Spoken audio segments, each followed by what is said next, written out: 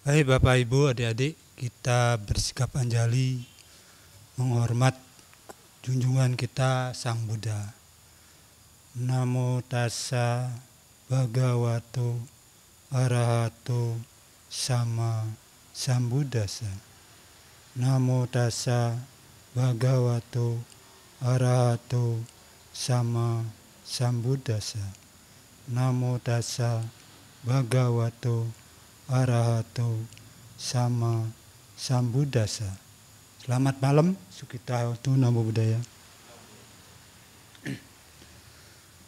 Pada malam hari ini saya menyampaikan ataupun meneruskan ajaran-ajaran Sang Buddha yang dicatat dalam buku Parabhava Sutta. Kita semua yang hadir di sini adalah umat Buddha dan meyakini bahwa ajaran kita adalah Dhamma. Guru kita adalah Sang Buddha. Nah, untuk kita kuat keyakinannya dalam spiritual, kita harus rajin, tidak malas, dan mendengarkan Dhamma, juga melakukan kerelaan ataupun berdana, juga melakukan meditasi agar pikiran kita menjadi tenang dan setiap saat tidak ada batasnya kita datang ke wihara ataupun di rumah melakukan puja bakti. Nah, puja bakti itu maksudnya kita menjunjung ajaran Sang Buddha dengan Dhamma, yaitu kebenaran-kebenaran yang sudah disampaikan oleh Sang Buddha, sehingga dengan tuntunan Dhamma tersebut kita bisa menjalankan hidup setiap saat dalam keadaan berbahagia. Kenatipun demikian sudah ada ajaran-ajaran, tapi dalam Parabhava Sutta disampaikan bahwa spiritual kita akan runtuh bisa. Tidak bangunan tok runtuh, tapi spiritual pun bisa runtuh. Adapun penyebab-penyebabnya adalah perlu sikapi bahwa sesuai dengan apa yang ditanyakan oleh Dewa kepada Buddha, bahwa Dewa bertanya, apa penyebab keruntuhan tersebut? Buddha menjawab, mudah sekali. Menjawabnya mudah sekali. Orang bisa runtuh dan maju sangat gampang. Yang mana runtuhnya spiritual kalau kita membenci Dhamma. Membenci Dhamma. Dan maju spiritualnya kalau kita menyayangi Dhamma, memuji Dhamma. Dari jawaban tersebut, Buddha menyampaikan kepada Dewa dan kepada kita semua agar penyebab-penyebab keruntuhan spiritual tersebut tidak runtuh, ada beberapa penyebabnya dan harus dihindari. Perlu saya bacakan bahwa dalam Parabhawa Sutta disampaikan bahwa spiritual kita bisa runtuh karena kita berteman dengan orang yang jahat, atau tidak suka dengan, atau berteman dengan, atau bergaul dengan yang luhur. Dia lebih menyukai ajaran dari orang jahat. Nah, di sini secara jelas bahwa orang yang mencapai ataupun bisa runtuh spiritualnya karena berhubungan, tidak mau bergaul dengan orang luhur, tapi senang dia bergaul dengan orang jahat, di mana di kehidupan dunia ini kita mesti ada orang jahat, ada yang punya moral, ada yang tidak. Tapi dalam ajaran Dhamma mengharapkan dan mengingatkan bahwa kita harus mengikuti ajaran Dhamma, bergaul dengan orang luhur. Orang luhur itu seperti kita, orang yang tahu ajaran Dhamma, yang rajin mendengarkan Dhamma, mengikuti ajaran Dhamma, mengikuti Pancasila, dan Pancasila itu pun sudah disebutkan dalam Parita dan sudah diuraikan secara jelas.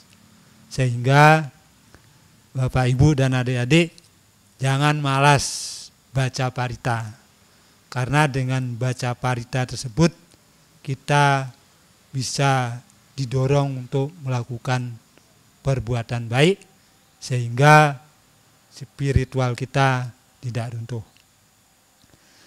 Kedua, suka tidur. Nah, suka tidur itu senang tidur maksudnya. Malas, ya malas bangun, malas macam-macam. Seperti setiap hari kita sudah tidur, padahal sudah lama tidurnya, pinginnya masih pingin tidur karena masih dingin, masih males. Apalagi kita mau puja bakti, kalau malas-malas akhirnya tidak berjalan niatnya untuk puja bakti. Sehingga di sini harus tidak malas. Dan juga keruntuhan kita dalam spiritual juga sering marah-marah. Ya marah-marah entah itu karena ada sesuatu hal ataupun karena ada urusan keluarga sehingga marah-marah. Nah, dari marah-marah tersebut juga bisa mengakibatkan spiritual kita runtuh karena lupa akan hal-hal yang baik. Nah, karena marah jadinya lupa dengan hal-hal yang baik.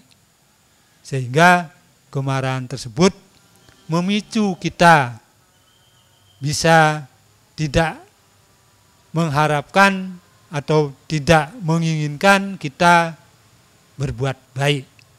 Baik dalam kehidupan di rumah tangga maupun kehidupan secara masyarakat ataupun secara sosial. Itu yang kedua. Ketiga, dia pun ataupun kita walaupun kaya namun tidak menyokong ayah ataupun ibu ataupun orang tua yang sudah lemah. Artinya yang tua pasti sudah lemah. Lemahnya itu baik dalam kegiatan sehari-hari, juga kegiatan mencari nafkah itu sudah lemah. Sehingga orang yang kaya tetapi tidak menyokong orang tua ataupun membantu orang tua, sehingga keyakinan kita ataupun spiritual kita bisa menjadi runtuh. Maka dianjurkan dari Dhamma pun juga sudah disebutkan dalam Manggala Sutta bahwa kita harus membantu orang tua, juga menyokong sanak saudara. Nah, jelas dalam Parita juga sudah disampaikan, sehingga dalam mengikuti ataupun menjalankan keyakinan, kita tidak akan merasa ataupun menjadi runtuh. Nomor selanjutnya,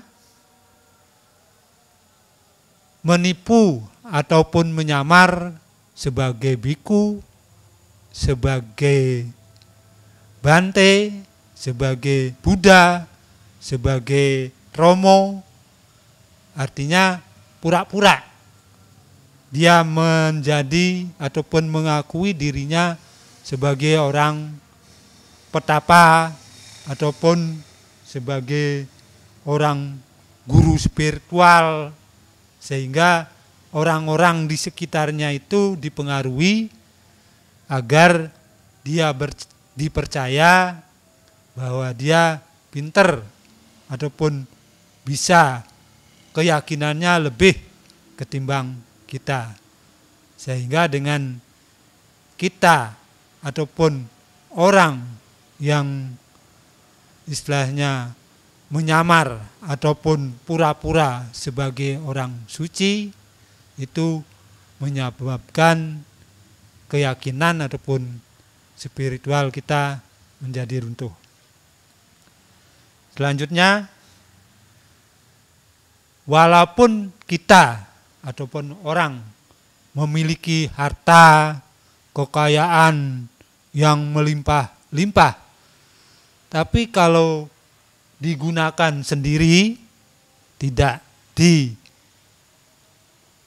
dibagi-bagi ataupun didanakan kepada orang yang membutuhkan, sehingga orang tersebut juga bisa menyebabkan spiritualnya runtuh. Yang mana tujuannya orang punya kekayaan itu semestinya harus kita berdana atau memberikan kepada orang-orang yang tidak mampu, juga mungkin didanakan ke wihara ataupun ke panti asuhan, itu juga bisa, dan juga mungkin berdana tempat ataupun sesuatu berupa bahan ataupun lahan untuk bisa didirikan wihara, sehingga kekayaan itu tidak istilahnya cuman dipakai sendiri. Toh kekayaan itu pun tidak awet, nantinya juga tidak akan dibawa kemana-mana sampai kita tidak ada ataupun meninggal.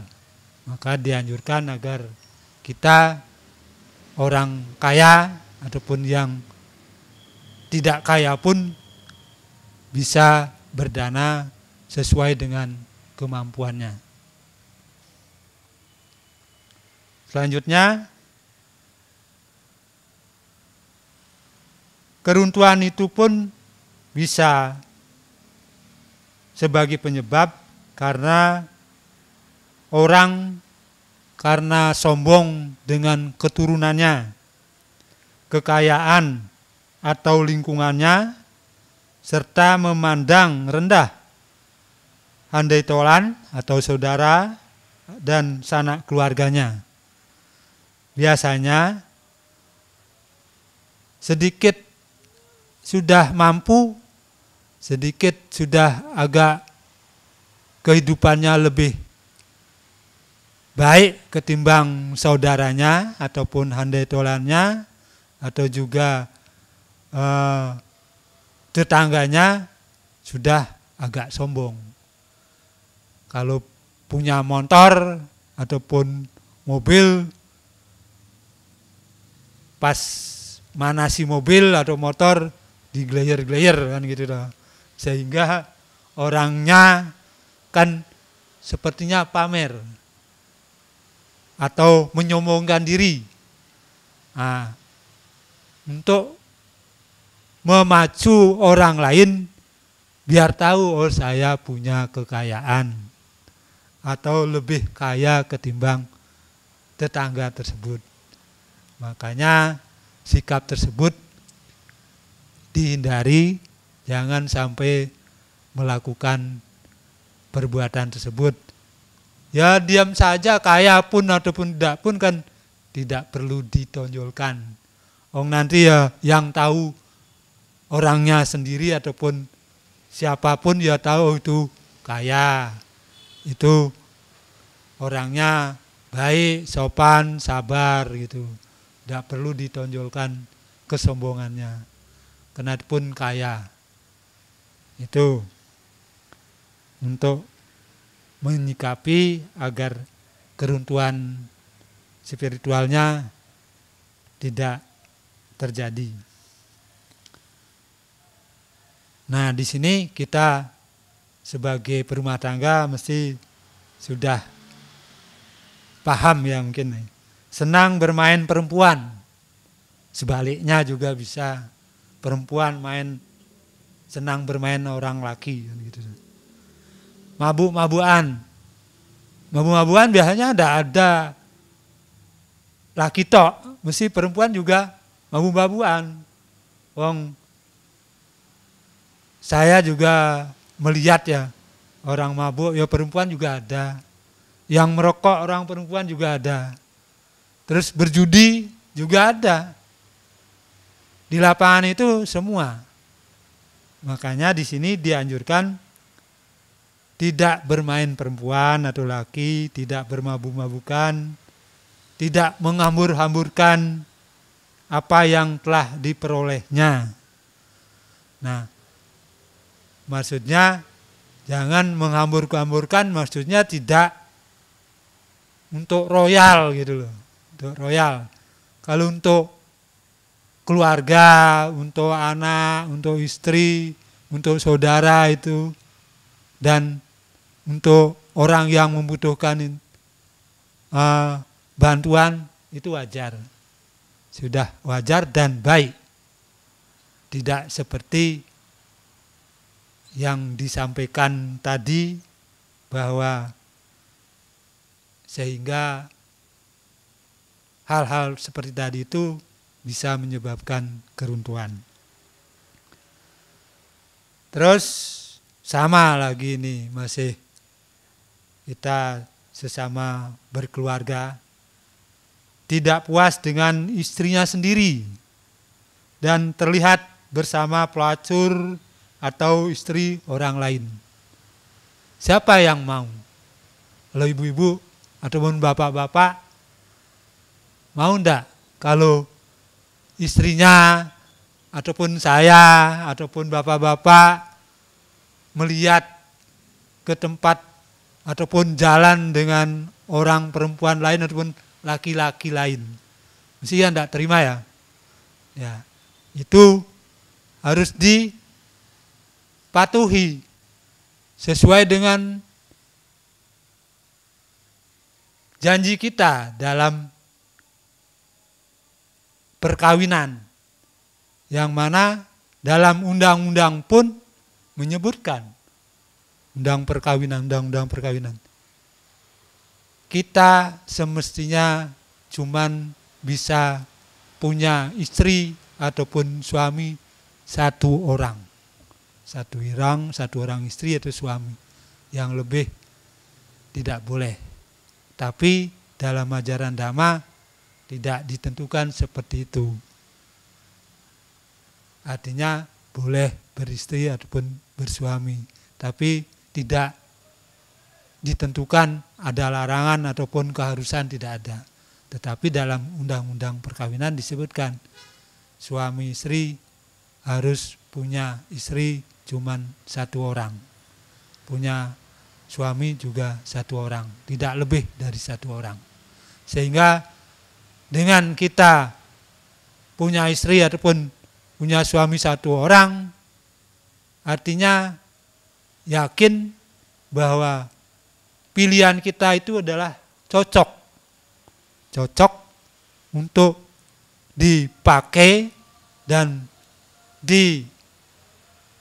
diyakini kita hidup sampai kita diambil ataupun meninggal, dan kalau perlu bisa ketemu lagi di kehidupan yang akan datang. Dengan maksud bahwa kita sama-sama keyakinannya, kebijaksanaannya. Keyakinannya itu bisa masalah kepercayaannya, keyakinannya. Kalau kita ada memang yang keyakinannya beda atau kasarnya itu kepercayaannya beda, tetapi kebijaksanaannya sama. Itu pun bisa mengingatkan kita dan menginginkan Bapak Ibu bisa di kehidupan yang akan datang bisa ketemu dan bisa menjadi suami istri lagi. Itu penjelasannya dari saya seperti itu.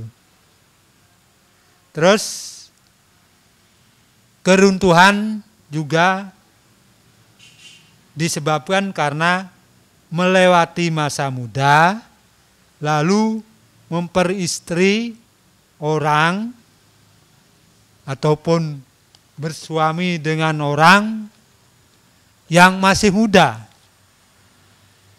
Yang masih muda artinya lebih muda kan gitu. Bisa aja toh orang umur 70 ataupun 50 kawin dengan perempuan ataupun laki yang berumur 20 tahun. Misalnya tetangga saya ada seperti itu.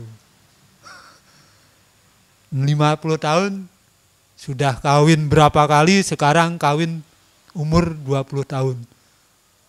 Dia sudah 50 tahun, lulus SMA berapa?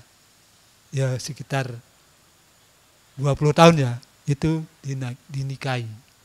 Itu sehingga kebanyakan karena menikah ataupun kawin dengan umur yang lebih rendah, yang tua mesti ada rasa cemburu, ataupun yang perempuan punya rasa cemburu, sedikit-sedikit marah ataupun ngomong yang bukan-bukan, pergi keluar ngomongnya cari lagi, ataupun ketemuan dengan pasangannya yang lain. Akhirnya mengakibatkan keyakinan kita menjadi runtuh. Nah, selanjutnya di sini disampaikan bahwa keruntuhan itu juga disebabkan mempercayai dan memberi kekuasaan pada wanita yang suka mabuk dan menghambur-hamburkan uang, atau pada laki-laki yang berperilaku seperti demikian atau sama. Artinya di sini bahwa kita mungkin karena mampu, karena kita punya kelebihan, terus kita memberikan kepercayaan kepada orang, laki ataupun perempuan, sesuai dengan kehidupan kita untuk menguasai kekayaan kita ataupun apa yang kita miliki, padahal orang yang kita percaya itu sering ataupun berbuat atau juga perilakunya hanya menghamburkan apa yang dibawa ataupun dimiliki, atau kekayaan kita dihambur-hamburkan tapi tidak sesuai dengan kebenaran, hanya menghamburkan untuk berpoya-poya ataupun ngurusi kehidupan orang lain yang tidak sesuai dengan dhamma. Selanjutnya di sini juga ada hal yang bisa mengakibatkan spiritual kita runtuh, yaitu seorang anggota keluarga atau kelompok sosial atau komunitas yang berpengaruh, yang memiliki ambisi membara namun tidak memiliki sarana memadai, yang mengejar kekuasaan atau ingin menguasai orang-orang lain. Nah, di sini orang ataupun keluarga yang sifatnya itu ingin menguasai kehidupan ataupun orang-orang di sekitarnya, atau ingin mempengaruhi bahwa agar dia bisa dipercaya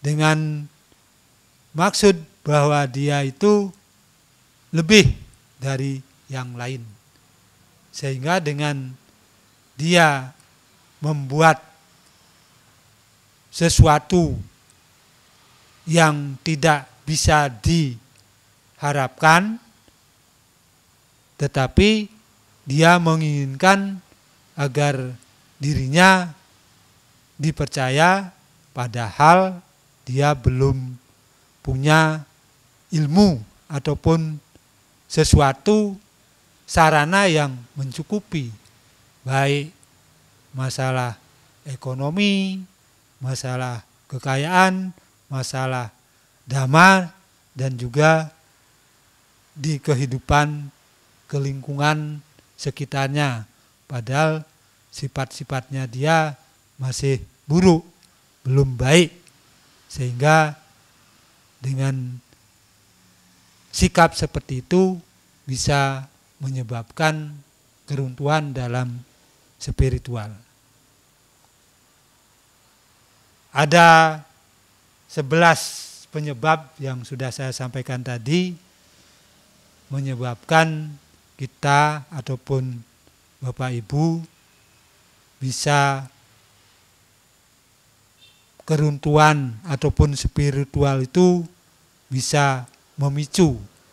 Maka dianjurkan kita harus sesuai dengan ajaran Dhamma seperti apa yang disampaikan ataupun terdapat dalam buku Parita, sehingga dalam kehidupan sehari-hari bisa menjalankan keyakinan kita dengan baik dan bisa menjalankan hidup dan bisa hidup bergembira dalam kehidupan alam yang bahagia.